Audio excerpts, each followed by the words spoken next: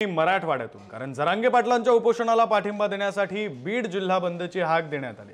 जरांगे पाटलांच्या 500हून अधिक मराठा समन्वयकांना पोलिसांनी नोटीस सुद्धा बजावलेली। आजचा बंद शांततेत पोलिसांना सहकार्य करूनच पाळला जाणार असं समन्वयकांचं म्हणणं आहे। तर कायदा आणि सुव्यवस्थेचा प्रश्न निर्माण झाल्यास जबाबदार धरून कायदेशीर कारवाईची नोटीस ही पोलिसांनी बजावली।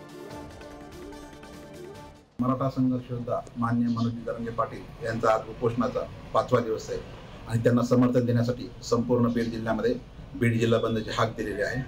त्यामध्ये पोलीस प्रशासनाने माझ्यासकट 100 समन्वयक जे आहेत त्यांना नोटीस पाठवली आहे की या जिल्हा बंद दरम्यान कुठल्याही शासकीय मालमत्तेचं नुकसान होणार नाही किंवा वाहतूक अडवली जाणार नाही। यापूर्वी आम्ही देश शांततेच्या मार्गाने आणि कायदा व सुव्यवस्थेचं व्यवस्थित भान राखून आंदोलन केले आहेत।